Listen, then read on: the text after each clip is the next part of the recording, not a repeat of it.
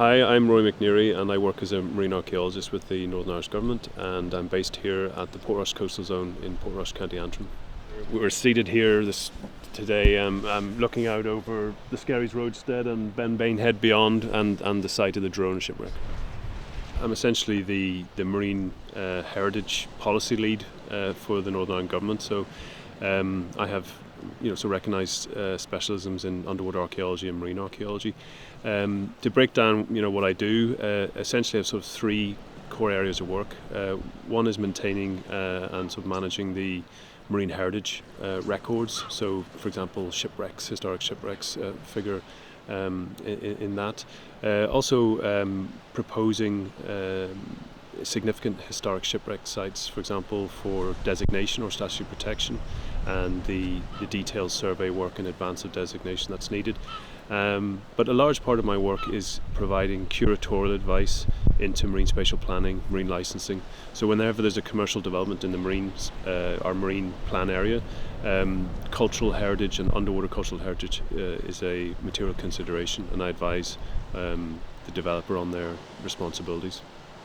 Our current knowledge is such that the Girona shipwreck is the only Spanish-Armada shipwreck with an archaeological signature in our territorial waters. So essentially that is correct. We have tantalising references to other potential shipwrecks that may or may not be within our territorial seas. There are ships like the Castillo de Negra, which is one of the hulks, and the Barca de Hamburg. Now these are potentially in our territorial waters, but they've never been found.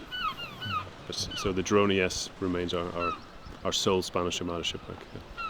Certainly contemporary accounts for October 1588, they do tell us that there were particularly violent storms in the autumn of 1588. Now, despite contemporary accounts telling us that they had a very good harvest, we know that these violent storms sort of wreaked havoc on the Spanish Armada ships, and that sort of reflects in the fact that we have so many Spanish Armada shipwrecks down the western seaboard of Ireland. Now, whether they were normal, I'm not sure, but I think they were particularly violent, so you could say that they were perhaps not the norm. Yeah. Almost certainly the shipwreck at Licata Point is most certainly the Girona, and the range of artefacts in the Ulster Museum on display sort of reflect that.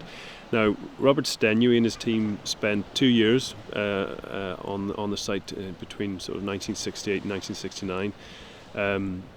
According to his accounts, his team spent 6,000 diving hours on the site, and they recovered up to 12,000 artefacts.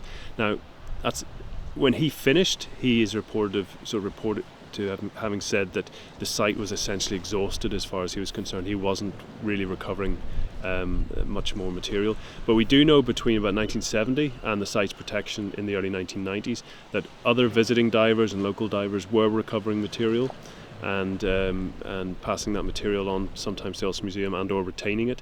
So no, I mean the material, there was still material at the Girona site, and as far as we're concerned, there is still the potential for material at the Girona site. Yeah.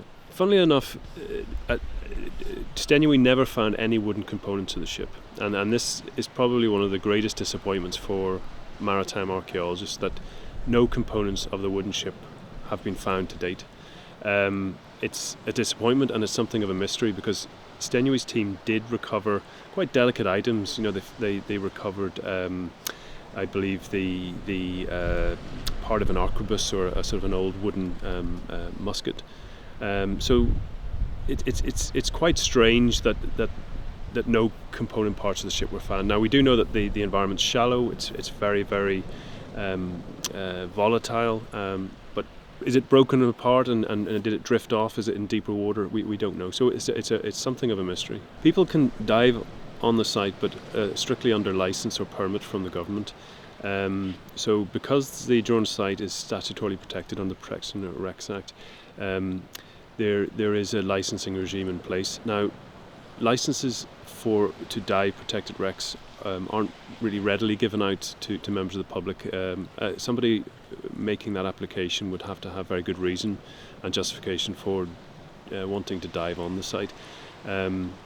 any licensed diving that does happen at the site, the divers would have to have the support of a nominated archaeologist.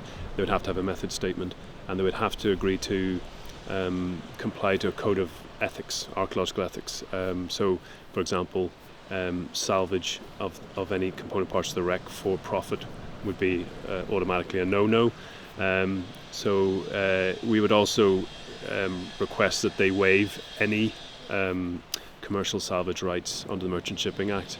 So essentially, when we're licensing work on a designated wreck like the Girona, we're interested in what those divers will add to the story in terms of investigative work. It's usually always non-intrusive, and so basically carrying out assessment work on behalf of government. When I took over the marine archaeology brief in 2014, the previous diving licensee stood down, and so I took on the license for the Girona shipwreck in 2014. So in the intervening years, I have dived the Girona site with colleagues from the Marine Scientific Dive Team in Dera, under license from DCMS. So yes, I have dived the Girona site, and it's a difficult site to get onto. It's very exposed to weather, so you have to have a very, very calm day. And when you're diving in the summer, what strikes you is the level of kelp cover. And so there's a lot of kelp, and Stenui's team must have had to literally harvested that kelp away before they even were getting at some of the archaeological material. I dived the site in 2017 with the BBC and Dan Snow, and we did a piece just in the context of the anniversary of the discovery of Robert Stenui's discovery of the site in 1967.